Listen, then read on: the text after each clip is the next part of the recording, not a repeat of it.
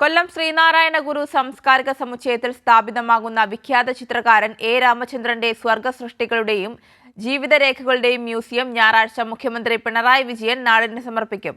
സാംസ്കാരിക മന്ത്രി സജി ചെറിയാൻ അധ്യക്ഷനാകും.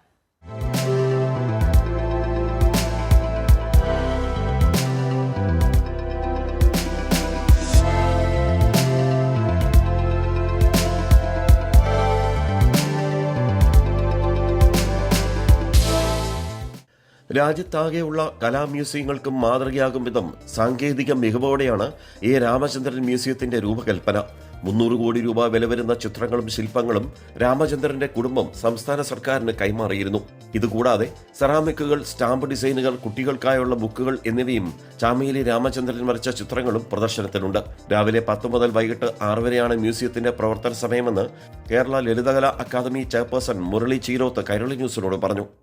ശ്രീനാരായണ സാംസ്കാരിക സമുച്ചയത്തിൽ ഒക്ടോബർ 5-ന് ഏറ്റവും ബഹുമാനപ്പെട്ട നമ്മളുടെ പ്രിയങ്കരനായ മുഖ്യമന്ത്രി ഉദ്ഘാടനം ചെയ്യുന്ന എ രാമചന്ദ്രൻ മ്യൂസിയം ഇന്നത്തെ ഇന്ത്യയിലെ തന്നെ ഏറ്റവും വളരെ പ്രധാനപ്പെട്ട ഒരു ഇൻഡിവിജ്വൽ ആർട്ടിസ്റ്റിൻ്റെ ഏറ്റവും നല്ല മ്യൂസിയമാണെന്ന് നമുക്കെല്ലാവർക്കും ഉറപ്പിച്ച് പറയാൻ കഴിയും.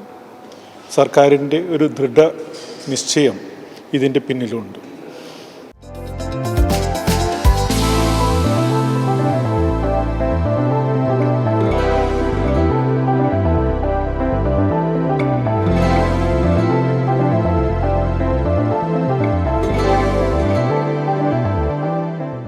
മ്യൂസിയത്തിൽ കുട്ടികൾക്കായി വർക്ക്ഷോപ്പ് ഉൾപ്പെടെയുള്ള പരിപാടികൾ സംഘടിപ്പിക്കും. നാസയിൽ ശാസ്ത്രജ്ഞനും രാമചന്ദ്രന്റെ മകനുമായ രാഹുൽ രാമചന്ദ്രൻ, കാനഡയിൽ സിസ്റ്റം എഞ്ചിനീയറായ മകൾ സുജാത രാമചന്ദ്രൻ എന്നിവരും ചടങ്ങിൽ പങ്കെടുക്കും.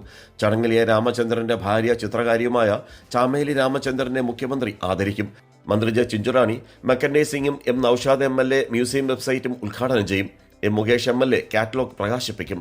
കുട്ടികൾക്കായി രാമചന്ദ്രൻ ചാമേലി ദമ്പതികൾ രചിച്ച കേരള ലളിതകലാ അക്കാദമിക്ക് വേണ്ടി പി സുധാകരൻ മലയാള പരിഭാഷ നിർവഹിച്ച 5 പുസ്തകങ്ങളും ചടങ്ങിൽ പ്രകാശിപ്പിക്കും. കൈരളി ന്യൂസ്, കൊല്ലം.